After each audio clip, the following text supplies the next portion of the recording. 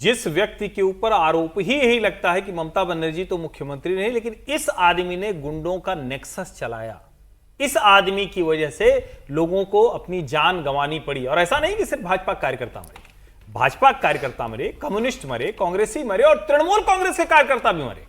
क्योंकि जब इस तरह की हिंसा होती है तो कोई किसी को बचा के थोड़ी ना होती। तो अच्छा है, एहसास हो रहा है। नहीं, बट ये प्रोफेसर साहब बताएंगे। अभी 1 घंटा पहले प्रोग्राम में कुछ किसी मेहमान ने ये बात कही कि बीजेपी भी तो चुनाव हारी है, और कितने चुनाव हारी है। अरे मोदी प्रधानमंत्री बन गए उसके बाद भी तो कितने चुनाव हारी है। लेकिन कभी हार के बाद आपने कोई बहाना सुना हो, इस वजह से हार गए, ये फेयर नहीं था, या ये यहाँ बहुत एक तरफा व्यवहार के किसी भी लेवल पर कोई ऐसी बात आपने सुनी है? और हम लोग ये बात करते आए हैं भाई, आप अपनी कमजोरी से हारे, आप जनता का विश्वास हासिल नहीं कर पाए। ये एक लाइन की बात है, आप हारे। अमित शाह जी ने बहुत बढ़िया कहा था वोकल। तमिलनाडु में आप कब से सरकार में नहीं हो, बंगाल में आप कब से सरकार में नहीं हो, और आप कहते हो कि भाई वोट चोरी से हारे, तो क्या 40 साल से आप वोट चोरी से चुनाव हार रहे हो? केंद्र में कांग्रेस की सरकार थी, उसके बाद आप बंगाल का चुनाव हार रहे हो। केंद्र में कांग्रेस की सरकार थी, तमिलनाडु का चुनाव आप हार रहे हो। सिक्किम में आप कब से सरकार में नहीं हो, बिहार में आप कब से सरकार में नहीं हो। 50 साल हो गए, और आप ये कह रहे हो कि भाई वोट चोरी करके भारतीय जनता पार्टी जीत रही है। तो मुझे लगता है अमित शाह ने जो कल जवाब दिया, बहुत शानदार जवाब दिया है। और चुनाव हार गए तो गरिमापूर्ण उसे आप स्वीकार कीजिए। राज्यपाल के पास जाके ममता बनर्जी इस्तीफा देती, आपको भारतीय जनता पार्टी से लड़ना, आप सड़क पर लड़ते, आप संसद में लड़ाई करते, जिस तरीके से आपको लड़ना लड़ते। एक चुनाव हारने के बाद ये कह देना कि मैं इस्तीफा नहीं दूंगी, मैं चुनाव नहीं हारी हूं।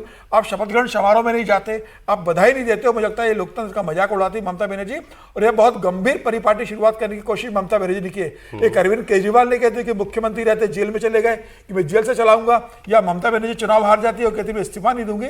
गलत परिपाटी थी। लोकतंत्र में जनता के मत का सम्मान कीजिए। चुनाव में हार जीत लगी रहती है। 3 बार आप मुख्यमंत्री इसी मतदाताओं के दम पर बंगाल में बनी, और इसी बंगाल की मतदाता ने 15 साल का कामकाज देख के आपको हराया। लेकिन ममता जी स्वीकार कीजिए। समीर जी, ममता जी ने कहा था मैं इस्तीफा नहीं दूंगी, और उन्होंने अभी अपनी तरफ से इस्तीफा दिया नहीं है, अभी तक भी नहीं दिया। असेंबली डिसॉल्व हो गई, शपथ ले ली, तो आपको मतलब ही नहीं मुख्यमंत्री। लेकिन आप उनकी अगर उस पर जाएंगे, ऑफिशियल ट्विटर पेज पर, एक्सपोज पर पेज पर जाएंगे, तो उनका जो बायोग्राफी वहां लिखा हुआ है बायो में, chief minister of West Bengal 15th, 16th and 17th विधानसभा। तो शुक्र उन्होंने 98वीं विधानसभा कभी नहीं बता दिया अपने आप को। लेकिन यहां तो मान लिया ना उन्होंने, कम से कम जो वो एक, मैं तो कहूंगा बिल्कुल एरोगेंट बिहेवियर था ये, कि मैं इस्तीफा नहीं दूंगी। एनीवे, लेकिन शुभेंदु अधिकारी जो बात कह रहे हैं, ममता जी को मुख्यमंत्री पश्चिम बंगाल ये बोर्ड लगा लेना चाहिए, और नीचे छोटा सा पू लिख देना चाहिए। ठीक है, बस ये ठीक रहेगा। लेकिन आप और कहीं भी क्या, मतलब अभिषेक बनर्जी जो ये लिख रहे हैं, इसके अलावा वो और कहीं भी क्या?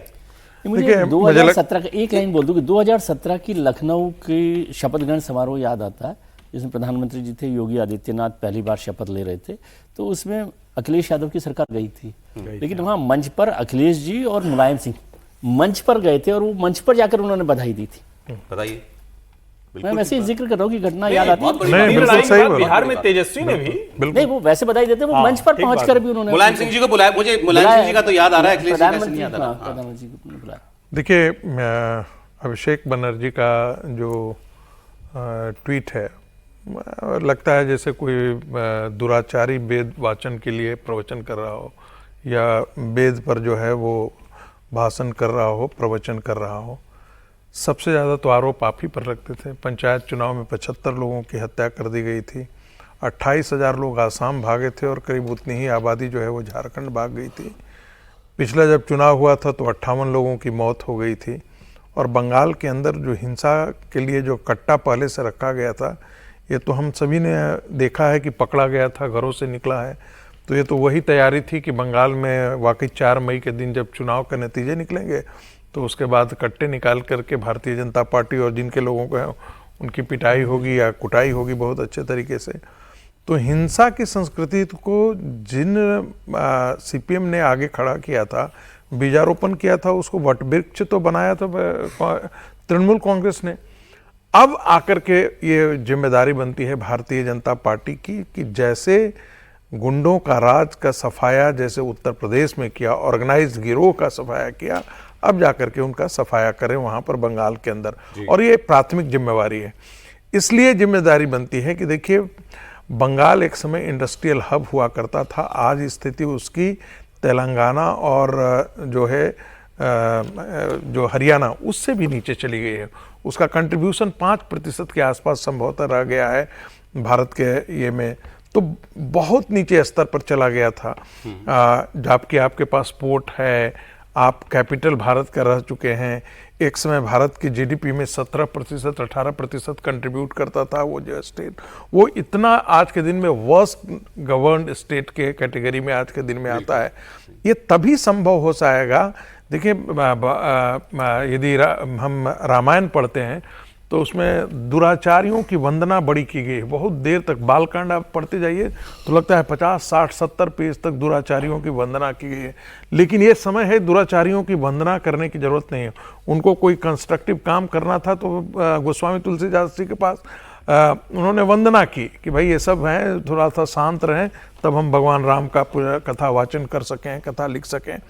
यहाँ पर इंपॉर्टेंट यह है कि यदि एफडीआई आना है, डेवलपमेंट करना है, इंफ्रास्ट्रक्चर करना है, एक बेहतर गवर्नेंस देना है, आप सोचिए ना, तो पहले अपराधियों का इलाज कीजिए, फिर इंफ्रास्ट्रक्चर। 7 पॉइंट, बस एक जोड़ देना चाहता हूँ, 7.7 करोड़ जिस स्टेट पर डेट हो, 49,000 के आसपास, 49,000 उसको एनुअली इंटरेस्ट पे करना हो, और जहां 1,10,000 1.1 करोड़ के आसपास जो है, लाख करोड़ जो है, जहां रेवेन्यू जनरेट होता हो, कैसे 7th पे कमीशन और कैसे सोशल बेनिफिट्स को ट्रांसफर करेगा। ममता बनर्जी ने बहुत बड़ा अभी 2 घंटे पहले एक पोस्ट किया हुआ है, आज रविंद्रनाथ जयंती के ऊपर उनका एक पोस्ट आया हुआ है। लोग झूठे मुंह बधाई दे देते हैं कि आपकी नई जिम्मेदारी पर आपको बहुत बहुत शुभकामनाएं, ऐसे भी वो, लेकिन कुछ नहीं, ममता बनर्जी ने कोई शुभकामना, कोई बधाई नहीं दी, ना अभिषेक बनर्जी ने तो पूरा एक्यूजेटरी एक पोस्ट जो है वो ली थी। आप कुछ कह रहे थे, एक बयान सुना, एक मैं वो माखनलाल सरकार जी की पत्नी का बयान में पढ़ रहा था, और उन्होंने कहा, माखनलाल सरकार जी की तस्वीर